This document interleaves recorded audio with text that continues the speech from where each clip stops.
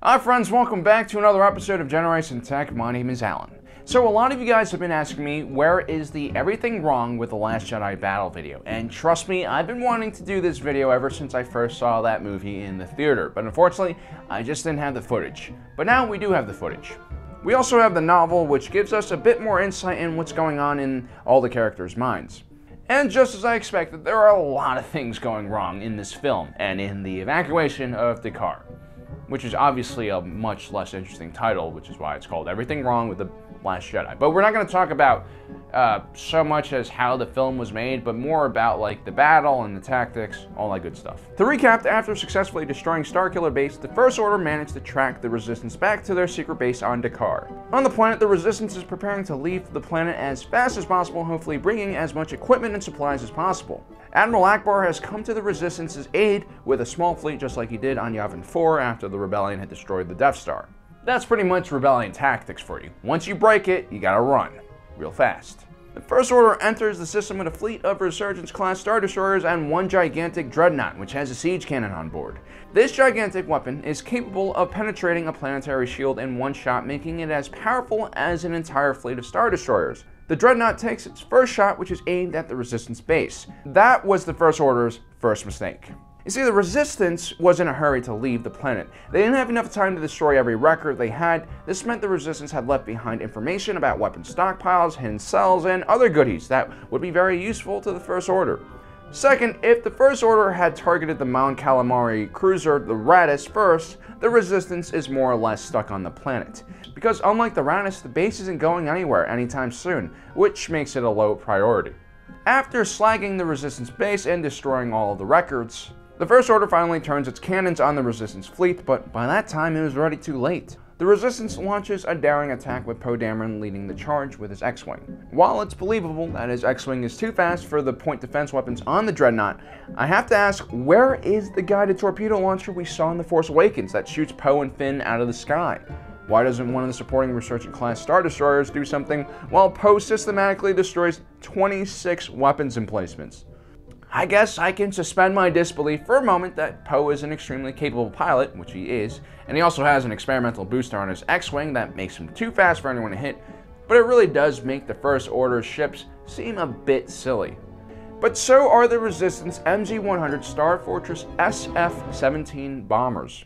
This is an extremely technologically advanced galaxy. The fact that someone is still relying on bombs that need to be dropped on a target instead of guided is kind of ridiculous.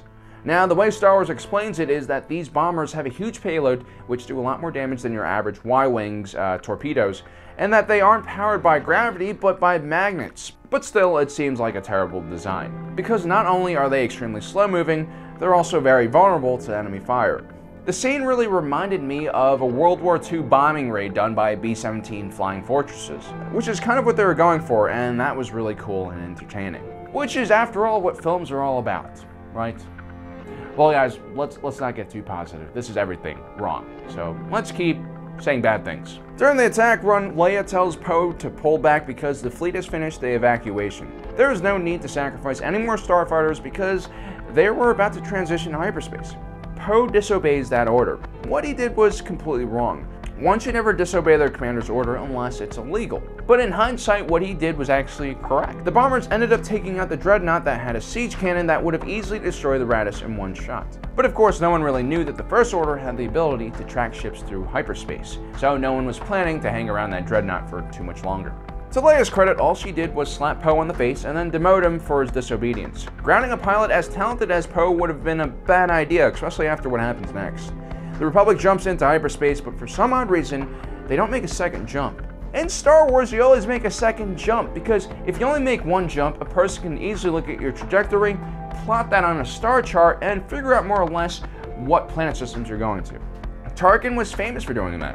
And that's also how the First Order Hyperspace Tracker works at the most basic level. It takes your last hyperspace trajectory, and then using records and a huge amount of data, basically guesses with extremely good accuracy where the ship has jumped to. The point is, making a second jump would have made it impossible for the First Order to track them through hyperspace.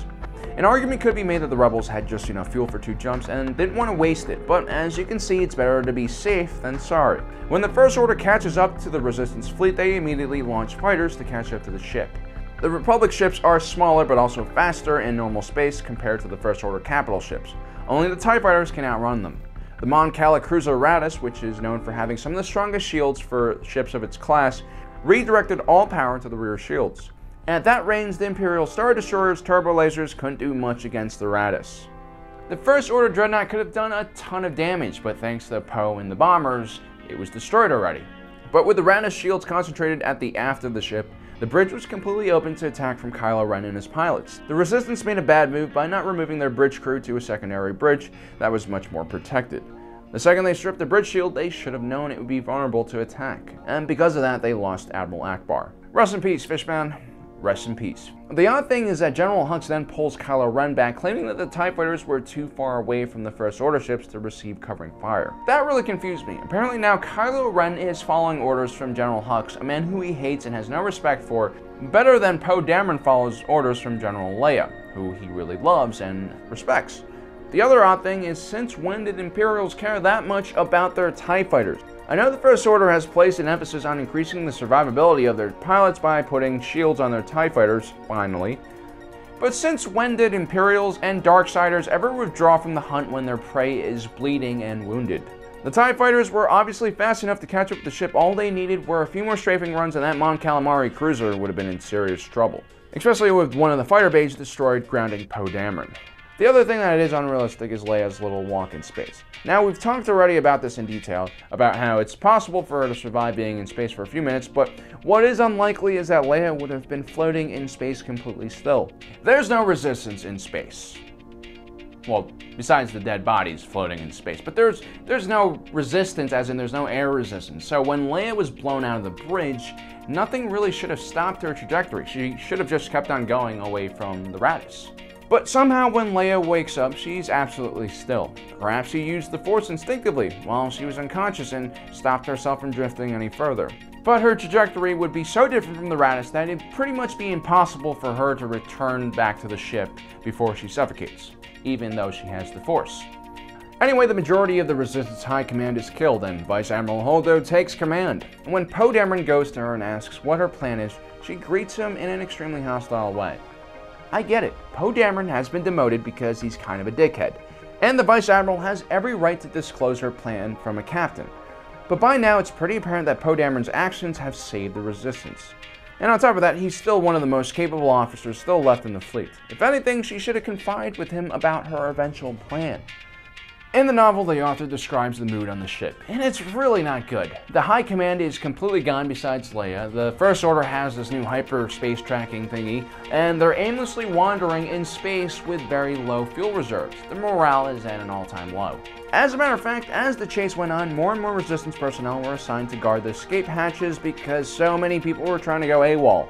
As a leader, Vice Admiral Holdo didn't address the crew, assure them that things would be okay. Instead, she kept mostly to herself on her bridge as the Resistance disintegrated around her. There was no reason for Admiral Holdo not to include her crew in on her plan. There was no suspicion of moles or spies on the ship, and even if there were, she still should have told other officers who could be trusted, like Poe Dameron. And because of her ineffectual leadership and secrecy, some really terrible things happen. First, Poe Dameron tries to start a mutiny, which luckily is stopped by Princess Leia. What Poe did again was ill-advised, extremely illegal, but it makes sense. From his point of view, Vice Admiral Holdo was at best incompetent and about to make everyone board unharmed transports in the middle of nowhere, and at worst she was working for the First Order to destroy the Resistance. And on top of that, when we finally figure out what her plan is, it's actually a really bad idea. In The Last Jedi novelization, Poe Dameron confronts her again and asks her desperately what the plan is. The Vice Admiral refuses to tell him and answers, "Somebody has to save this fleet from its heroes." As in, Poe is a hero and she needs to stop him from destroying more ships. Which is kind of ironic because her plan so far has resulted in the destruction of almost all of their ships, and her plan ends with her destroying their main ship by hitting Snoke's giant ship and hyperspace speeds. First of all, this was perhaps one of the most pointless sacrifices in the film, because an astromech could have easily performed that maneuver. Second of all, if she had confided in anyone else about her plan, they would have explained to her that Admiral Holdo, hey, you can use one of the smaller ships. You don't need to use the biggest, largest, and most important ship in the entire fleet to do this. When things are moving at that speed, mass matters a lot less. For instance, they could have sent a transport, They had plenty of those, or if you really wanted to be sure that it did enough damage, send that medical frigate.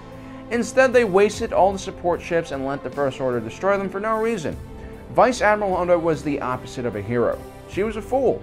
It was individuals like the captain of the medical frigate who were true heroes. He stayed on board while the last transports evacuated his crew and faced certain death. The rest of our crew's been evacuated and heading your way. It's been an on-ramp road. But then again, his death was unnecessary. They could have easily taken out the First Order fleet with a few transports going at really fast speeds. And now with the weaponization of hyperdrives, Star Wars warfare will completely change forever, in a really stupid way. And then finally we get to Crate. The Rebels prepare for another Hoth-like defense against overwhelming enemy forces, but this time they really don't have anywhere to run, so actually it's more like Helm's Deep. The Rebels bravely wait in their trenches, and we see the man who probably would have done a better job directing this film. Salt. A few remaining pilots launch a daring attack on a siege cannon that the First Order has brought to penetrate the Resistance's fortress. It's like one giant phallic symbol. It's great. Finn, in a moment of clarity, finally realizing that it wasn't just about fighting for the people he loved, but also the causes he believed in, was ready to make the ultimate sacrifice and crash into the siege cannon, completing his character arc and transformation. But then Rose Tico T-bones him at like 200 miles per hour.